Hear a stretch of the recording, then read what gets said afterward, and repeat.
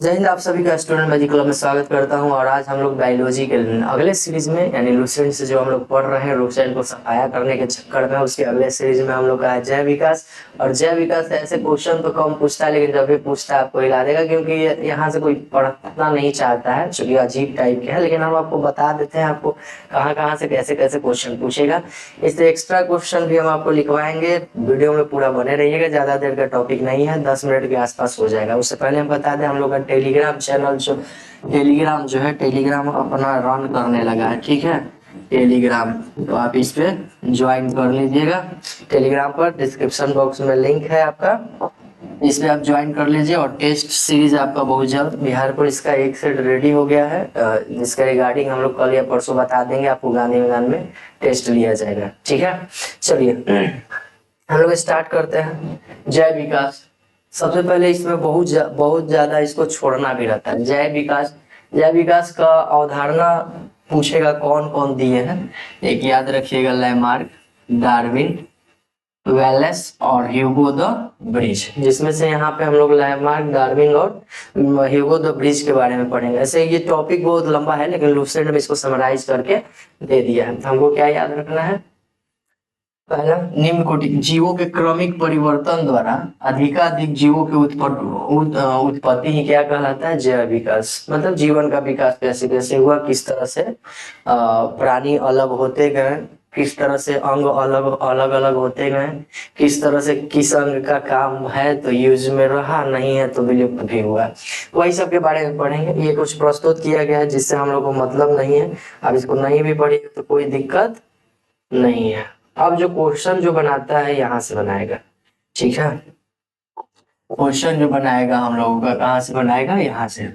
बहुत बढ़िया है। दो चीजें हम एक बार में देखिए, बहुत ज्यादा यहाँ पे कंफ्यूजन होता है। हम देखिए एक ही चुटकी भर में आपको समझा देते हैं कैसे आपको याद रहेगा, ठीक है। हम लेते हैं उजला। देखिए पहला क्या है? समजातन। पहला क्या है? समजातन। होमोलोगस इंग्लिश में बोला जाता है, और दूसरा है समरूप अंग, एनालोगस ऑर्गन बोला जाता है। समजात, जात, होमो होमो होमोलोगस, समरूपम, एनालोगस। देखिए समजात, इसमें जात का टर्म आ रहा है, ठीक है। जात इसमें क्या होगा देखिएगा, हम समझाते हैं। पहले इसको देख लीजिए। बनावट समान, समान कहने का मतलब एक जैसा। ये उजला उस पे आएगा तो नहीं होगा, हम इसको नीचे कर लेते हैं। बनावट समान, समान मतलब इक्वल, लेकिन कार्य क्या है? अलग है। समजात में अलग है, कार्य क्या है इसका? अलग। ये वही लिखा हुआ है, ऐसे अंग जो विभिन्न कार्यों के लिए उपयोजित होते हैं, काफी असमान, कार्य असमान दिखाई देंगे, परंतु मूल संरचना भ्रूणीय परिवर्तन क्या होता है इसका? समान होता है। समजात अंग कहलाता है। पहला तो यही आपसे पूछेगा, समजात अंग क्या होता है, समरूप अंग क्या होता है। यही तो सबसे ज्यादा हम लोग गलती करते हैं। उसके बाद आपका एग्जाम्पल ये सब पूछेगा। कैसे याद रहेगा? इसमें क्या आ रहा है? जात। हम दो जात लेके बता देते हैं आपको। अपना पे नहीं लेंगे, एक तरफ पंडित जी को ले लेते हैं, एक तरफ लोहार के ले लेते हैं। एक ही हाथ से पंडित जी पूजा करवाते हैं, अलग काम हो गया। वही हाथ से लोहार क्या करता है? देखिए कहने का मतलब ये बस समझाने के लिए है, आपको याद करवाने के लिए है, लेकिन ऐसा कुछ नहीं है, ठीक है। हम बस याद करवाने के लिए कि याद रहेगा। जात की बात आ रहा है तो जात पे हम लोग लेके चले। बनावट सेम है, लेकिन वही हाथ से वो काम करता है, वो काम करता है, यानी कार्य अलग हो गया और बनावट क्या है? सेम है। बनावट समान, कार्य क्या हो गया? अलग। जात में, समजात में। समरूप अंग, इसके जस्ट उल्टा कर दीजिए। अब इसका जस्ट उल्टा कर दीजिए। उल्टा करने का मतलब क्या आपका? कि ये जो बनावट है, बनावट ये अलग हो जाएगा, अलग हो जाएगा। यहाँ पे कार्य क्या हो जाएगा? समान हो जाएगा, समान हो जाएगा। बनावट अलग हो जाएगा लेकिन कार्य समान हो जाएगा। अब हम लोग एग्जाम्पल पे आते हैं, ठीक है। बड़ा ध्यान से देखिएगा एग्जाम्पल कैसे है। पहला उदाहरण है सील के फ्लिपर। सील आप देखे होंगे, पेंगुइन टाइप देखे होंगे, वो बर्फीला में रहता है, ऐसे ऐसे करते रहता है। उसका बनावट एकदम बिल्कुल हाथ जैसा ही रहता है। हाथ एकदम हाथ पंजा जैसा रहेगा। चमगादड़ के पंख भी हाथ के पंजे जैसा रहता है। घोड़े का अगला टांग, बिल्ली का पंजा, मनुष्य का है। इस सब के संरचना एक जैसा है, मतलब बनावट एक ही जैसा, लेकिन काम अलग अलग है। इसका काम है तैरने उड़ने में, चमगादड़ उड़ने में काम आता है, और घोड़े का अगला टांग छलांग लगाने में आता है, और बिल्ली के पंजा देखते हैं मारता है, वो भी छलांग लगाता है, मारता भी है। इन सभी में ह्यूमरस, रेडियोल्ना, कार्पल्स, मेटाकार्पल्स, ये सब हड्डी है, हाथ की हड्डी है, ठीक है। ह्यूमरस, रेडियोल्ना, कार्पल्स हम हड्डी जब पढ़ाएंगे तो इसके बारे में बता देंगे। आदि अस्थियां होती हैं, इनका भ्रौणिकीय विकास भी एक समान होता है, परंतु इन सभी का कार्य क्या है, अलग अलग। जैसे सील के फ्लिपर क्या करने में है, तैरने में है, चमगादड़ के पंख उड़ने में है, आपका घोड़े का टंगड़ी दौड़ने में है, और मनुष्य का हाथ वस्तु को पकड़ने के लिए है, ठीक है। ये सब एग्जाम्पल आपको याद रखना है। ये एग्जाम्पल ये कंपेयर करवाएगा, ठीक है। बिल्ली के मनुष्य से करवा सकता है, बिल्ली के पंजा को इधर से करवा सकता है, और पूछेगा कौन सा अंग है। तो इस पे हम लोग को गौर करते रहना हम। अच्छा, इसका ऑब्जेक्टिव भी हम लेके आएंगे, ठीक है। इसका ऑब्जेक्टिव भी हम लोग लेकर के आएंगे, उसको आप लोग पूरा देखिएगा। ऑब्जेक्टिव देखिएगा तभी समझ में आएगा ऑब्जेक्टिव किस तरह से पूछता है। अब आते हैं समरूपम। समरूपम यहाँ बता दिए हैं कि बनावट अलग, कार्य समान।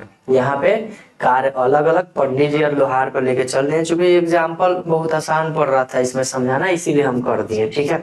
यहाँ देख लीजिए, ऐसे अंग जो सामान्य कार्य के लिए उपयोजित होते हैं लेकिन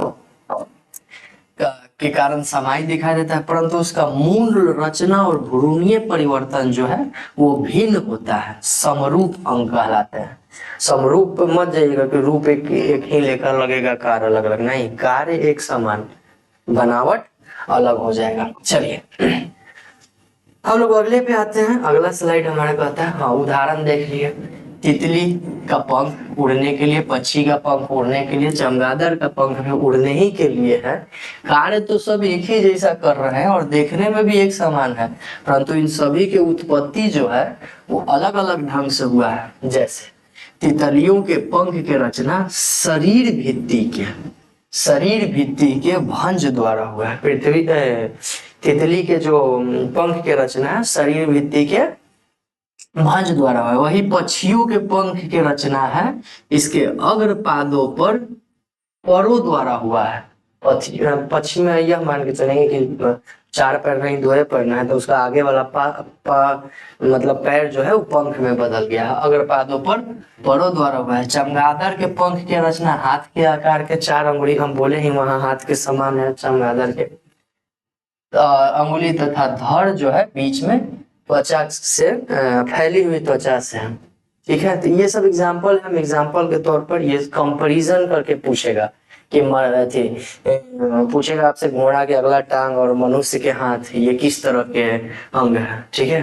तो ये किस तरह के अंग में जाएंगे आपका, चूंकि ये कार्य अलग अलग है, वो दौड़ने छलांग मारने का काम करता है, ये अपना कुछ सामान मान उठाने का, लेकिन बनावट सेम है, ठीक है। तो वो किस में जाएगा, जात में जाएगा, समजात में। एग्जाम्पल भी आएगा तो वहां भी हम लोग समझ जाएंगे। असोसिएशन क्या होता है भाई, जिसका कोई काम उम नहीं हो, ठीक है। जैसे देखिए ऐसे अंग जिसके जीवों के पूर्वज पूर्ण में विकसित होते थे, परंतु वातावरणीय परिस्थिति में बदलाव से इनका महत्व समाप्त हो गया, कारण कि विकास क्रम में इसका कर्मिक लोप होते गया, असोसिएशन कहलाया। उदाहरण के लिए कर्ण पल्लव, कान पे पल्लव उल्लव था, उसका खत्म होते गया बाल, ये सब एग्जाम्पल आपको याद रखना है। त्वचा पे बाल, पहले मुंह नाक सब पे बाल होता था, कान और बड़ा बड़ा होता था, धीरे धीरे छोटा होते गया। अच्छा ये नहीं भी रहेगा तो क्या हो जाएगा, बाल ये नहीं ना पहन पाइएगा बस ना, और तो इसका काम नहीं है। सुनना तो यहाँ अंदर के चदरा से आपका काम है। बर्मी फॉर्म अपेंडिक्स, ध्यान रखना है, सब ऑब्सेसियन आपसे पूछेगा कि कौन कौन ऑब्सेसियन, हम ऑब्जेक्टिव करवाएंगे तब। नोट पॉइंट इंपॉर्टेंट है, इसको याद रखिएगा। मनुष्य में लगभग अभी भी 100 ऑब्सेसियन पाए जाते हैं। आगे बढ़ते हैं हम लोग। सर्वप्रथम प्रकाश संश्लेषी जीव साइनोबैक्टीरिया था। कौन था भाई, सर्वप्रथम प्रकाश संश्लेषी जीव साइनोबैक्टीरिया था। क्या था, साइनोबैक्टीरिया था। प्रकाश का संश्लेषण सबसे पहले कौन किया, साइनो बैक्टीरिया। ये सारा पॉइंट इंपॉर्टेंट है जो हम लोग को क्या करना है, याद रखना है। प्रकाश का संश्लेषण सबसे पहले कौन किया, साइनो बैक्टीरिया किया। पक्षियों का विकास, पक्षी जो है सरीसृप से और स्तनी यानी हम लोग भी हैं, स्तनी वर्ग का विकास भी किससे हुआ है, सरी सांप से हुआ है। ठीक है, सांप से हम लोग यानी स्तनी वर्ग भी, और सरीसृप से पक्षी, पक्षी का भी विकास किससे हुआ है, सरीसृप। जल स्तर से जीवों के विकास किससे हुआ है, मत्स्य। जल स्तर जिसको उभयचर हम लोग कहते हैं। ठीक है, मछली से उभयचर बना, मछली से क्या बना है, मछली से क्या बना है, उभयचर बना, उभयचर। जीवाश्म के बारे में क्या पढ़ना है तो पढ़ते हैं भाई, जीवाश्म यहीं तक है। अनेक ऐसे प्राचीन काल के जीव एवं पेड़ पौधे के अवशेष जो हमारी पृथ्वी पर विद्यमान थे परंतु बाद में समाप्त हो गए, विलुप्त हो गए, भूपटल पे चट्टान के परिक्षेपित में मिलता है। चट्टान में मिल गया यानी चट्टान बन गया। ठीक है, उन्हें क्या कहा जाता है, जीवाश्म कहते हैं, और इसके अध्ययन को जीवाश्म विज्ञान, ये आपको इंग्लिश में देगा। ठीक है, जीवाश्म विज्ञान को इंग्लिश में कहा जाता है आपका पेलेंटोलॉजी। देख लेते हैं एक बार। ठीक है, पेलिएंटोलॉजी, पेलेंटोलॉजी नहीं, पेलिएंटोलॉजी, इसको लिख लीजिएगा, पेलिएंटोलॉजी। और एक चीज और याद करना है इसमें, जीव के जीवाश्म किस तरह के चट्टान में मिलते हैं, तो आपका औषधि चट्टान में मिलता है। किस तरह के चट्टान में मिलता है, औषधि चट्टान में मिलता है। ये चीज आप लिख लीजिए यहाँ पे, जीव का जीवाश्म किस में मिलता है, तो औषधि चट्टान में। किस तरह के चट्टान में, हालांकि चट्टान में भी हम लोग पढ़ेंगे आगे, औषधि चट्टान में मिलता है। अब हम लोग आगे बढ़ते हैं, तो इतना पॉइंट हम लोग को इधर से याद रखना है। अब आगे बढ़ते हैं। अब तो चट्टान जीवाश्म में है नहीं कुछ, जीवाश्म में और कुछ नहीं लिखा हुआ है। ठीक है, चलिए अब हम लोग आगे बढ़ते हैं। जैविक विकास के सिद्धांत देखते हैं। जैविक विकास के सिद्धांत वही सब दिए हैं जो हम लोग पढ़े, लेमार्क, डार्विन, जो ह्यूगो द ब्रिज, जो अभी हम लोग कुछ देर पहले पढ़े हैं ना, कि ये सब जैविक विकास की अवधारणा दिए हैं, तो उन्हीं के बारे में हम लोग अभी देखेंगे। ठीक है, यहाँ से भी आपको ज्यादा चीज नहीं याद रखना, हम टू द पॉइंट बताते हैं आपको, बस वही सब चीज याद रखना है। ठीक है, टू द पॉइंट बताते हैं आपको, वही सब चीज एकदम बिल्कुल याद रखना है जो बताएंगे। चलिए आगे बढ़ते हैं। जैव विकास के सिद्धांत के संबंध में अनेक सिद्धांत दिया गया, जिसमें से फेमस किसका हुआ भाई, तो लेमार्क, डार्विन और उत्परिवर्तनवाद। लेमार्क क्या हुआ, डार्विन का हुआ, और उत्परिवर्तनवाद ह्यूगो द ब्रिज जो दिए थे। पहला लेमार्कवाद, क्या याद करना है इसमें, लेमार्क का सिद्धांत 1809 में सबसे पहले कौन दिए, लेमार्क दिए। उनका पुस्तक है फिलोसफिक जूलॉजी। क्या है पुस्तक का नाम, फिलोसफी जूलॉजी। इसको इमेज बनाइएगा, याद रखिएगा, फिलोसफिक जूलॉजी का दिया। ये बताया ना कि जो अंग जितना ज्यादा काम करता है ना, उसका विकास उतने हुआ, जो काम नहीं किया उसका विलोपन हो गया। ठीक है, देखिए यहाँ से देखिए, अधिक उपयोग वाले अंगों का विकास अधिक एवं कम उपयोग वाले अंगों का विकास कम होने लगा। ये कौन बताए, लेमार्क बताए। इसे अंगों के कम या अधिक उपभोग के सिद्धांत भी कहा जाता है। अंग कम उपयोग है या फिर अधिक उपयोग है, इसी के उपभोग का सिद्धांत कौन दिए, लेमार्क दिए। तो ये चीज को आप हम लोग क्या करेंगे, याद करेंगे। इस प्रकार जीवों द्वारा उपार्जित लक्षण के वंशानुगति होते गई, जैसे कि जिराफ के गर्दन धीरे धीरे लंबा होते गया, काम के अनुसार उसका लंबा होते गया। नोट पॉइंट है कि उपार्जित लक्षणों का अध्ययन टोंटोलॉजी कहा जाता है। क्या कहा जाता है, टोंटोलॉजी कहा जाता है। बहुत बढ़िया क्वेश्चन है, इसको आप याद रखिएगा, ये आपको एग्जाम में या फिर इधर उधर के सेट वगैरह में भी मिल रहा होगा। ठीक है, क्या कहा जाता है, बहुत बड़ा हो गया जी, टोंटोलॉजी कहा जाता है। चलिए, उपार्जित लक्षणों के अध्ययन को क्या कहा जाता है, टोंटोलॉजी कहा जाता है। क्या कहा जाता है, टोंटोलॉजी। दूसरा जो बात दी वो डार्विन थे, यही बहुत बेस्ट थे, फेमस भी थे, सबसे ज्यादा क्वेश्चन इन्हीं से बनाता भी है। डार्विन के देखिए, जैव विकास के संबंध में डार्विनवाद सर्वाधिक प्रसिद्ध हुए।